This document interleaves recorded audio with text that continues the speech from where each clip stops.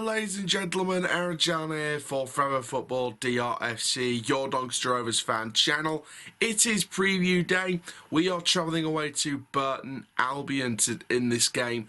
The Burton Albion obviously with a massive 4-0 victory against Cambridge United on the midweek. We got battered 3-0 by Bolton Wanderers on the midweek as well. The form book really isn't going in our favour right now. Now, before we get started, guys, please like the video if you loved it. Comment down below your thoughts and opinions. Subscribe if you are new around here. And let's get straight into this video. Click the notification bell so you don't miss YouTube video. Now, obviously, you know, I think even the most optimistic fan, which is probably, you know, I would probably put myself in the optimistic category. Even we have to start admitting now that it's getting harder and harder every week to stay in this league. Like I said, it's going to take a miracle to try and turn this around. You know, we don't know where the next 3 points are going to come from. We haven't won in a league game in just over a month. We haven't won away from home ever. So the form book really isn't on our side for this one. Burton Albion or Floyd Hasselbaink. I sort of see Burton Albion as the example that we have to use to try and turn this around, or to have the inspiration to turn this around. You sort of think where they are. They brought Hasselbaink in. They made loads of signings in January, and look how great they looked when they turned it round. For us now, we've got to rely on January, but you know, what is there out there? We're hearing Wellens is looking at 3 permanent players, but at the same time, the talent identification manager, Graham Young, was spotted on social media at the West Brom under-23s game. So, you know, are we loaning in under-23s from West Brom or the opponents? Were they scouting the opponent? Was it possibly potentially scouting the opponents instead or as well, which were apparently Reading? You know, Reading's under 23s. You know, Reading are in a bit of a financial trouble. You know, are we going to take some of Reading's under 23s? I don't know. It's a strange one. I will probably do a video sort of closer to January about where we need to bring in targets, and I will look at some names that are realistic targets. But going back to the Burton game, like I said, the away form is not on our side at all. We've not won away from home all season. We've lost nearly all our away games this season so far. It's not looking fantastic. And it's going to be interesting to see where this one goes. Obviously, Burton Albion, like I said, they're a bit inconsistent this season, I'm not going to lie, compared to where they were when they really improved from that bottom of the league at Christmas last year. You know, they're definitely, you know, there's definitely a spot. There's definitely a spot for them. But, like I said, I think there's been a little bit of inconsistency with their results sometimes. Like I said, the 4-0 battering of Cambridge in midweek was a demolition. But this is the thing, Burton Albion have got goal scorers. I truly worry for our back line. Although his red card has not been rescinded, he is going to be out for the next 3 games, so that is Burton, Crewe, apparently in the Papa John's Trophy, and Mansfield in the FA Cup. So, really not looking forward to this one. But we move on anyway. But let's go into my predicted team. One thing which immediately springs to mind is that Ben Close and Johnny Hewler will be fit. I do think one of them will start, but I don't think the other one will. You can see a certain goalkeeper has kept his place, and I'm going to explain why in a moment.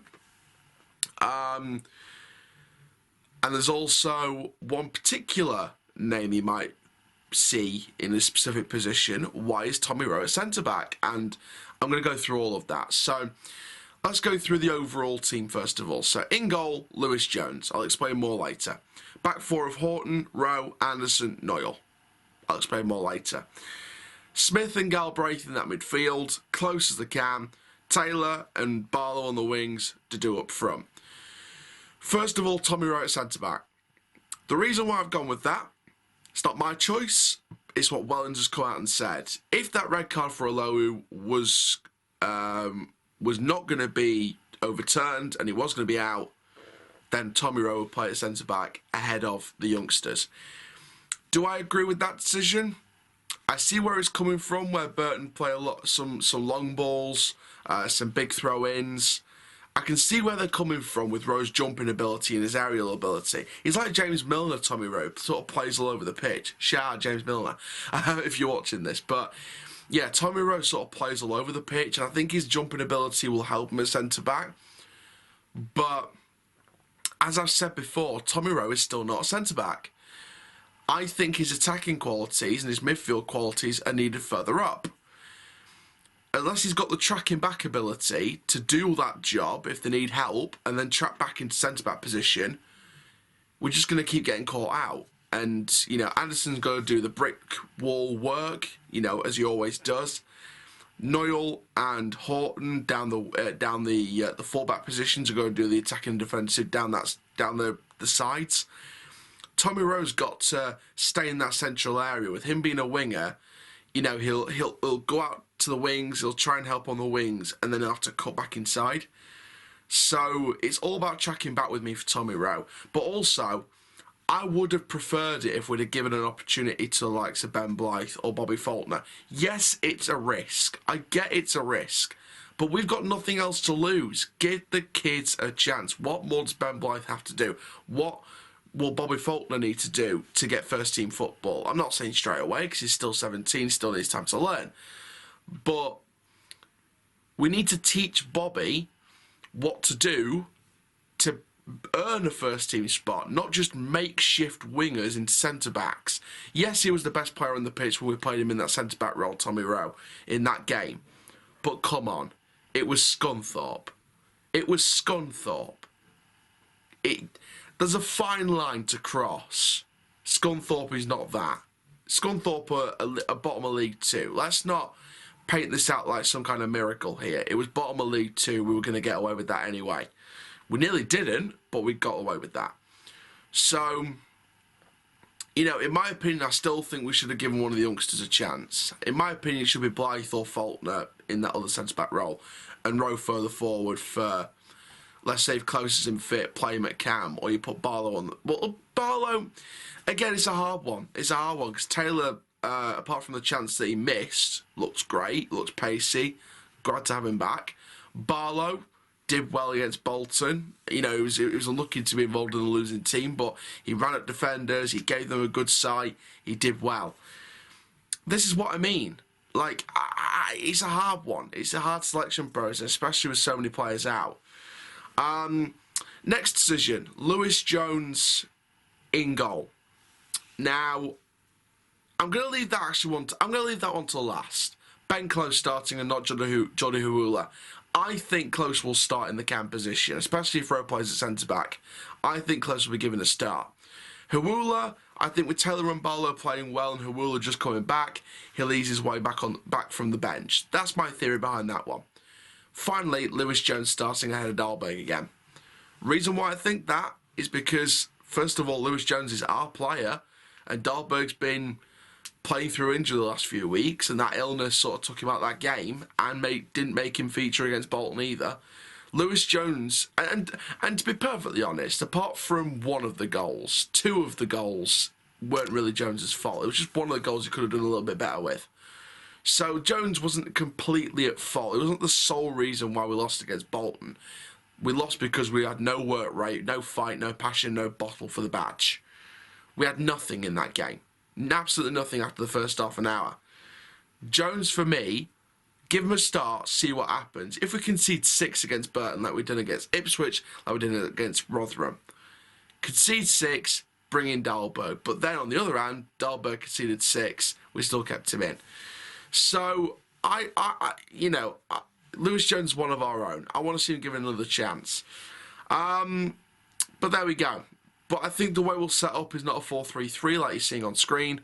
I think he'll do it 4-2-3-1. Close, Taylor and Barlow as your front three with the do up front. Smith and Galbraith as your deep in midfielders. That's the way we'll probably set it up. And that's one thing as well, the 4-2-3-1. Didn't really work under Darren Moore. Didn't really work under Andy Butler. Why are we still doing the 4-2-3-1? Do the 4-3-3 or risk it and play 3 at the back. You know, Wellings needs to learn you can do more than one formation, you know. And I think he wants the 4-2-3-1 to work, but it's just not. It could be a factor in what's not working. The formation, the tactics. Now my predicted scoreline. I'm going to go, like I said, we don't really win away from home, so you know, it's one of those things. I don't think we'll give Burton a surprise. I think it'll be another defeat. I'm not deluded in that. I think it'll be another defeat. I don't like going into games thinking we'll lose or predicting that we're going to lose, but you know, I want us to win. Of course I want us to win and get the first 3 points on the road, but I don't see where it's coming from. I'm always going to be open and honest with you guys. So I'm going to go with a 2-0 defeat. I'm going to go with Burton 2, Donny 0. And we'll still be second from bottom. Unless Crew win, and then we'll be bottom of the league. But there we go, guys. Thank you very, very much for watching this video. Make sure you like, comment, subscribe. And for now, I'm Aaron Chandler from Throw Football, DRFC, killing the Rovers life. And that, my friends, full-time. Rovers side die. Thank you very much. And I'll see you guys on Saturday for the review.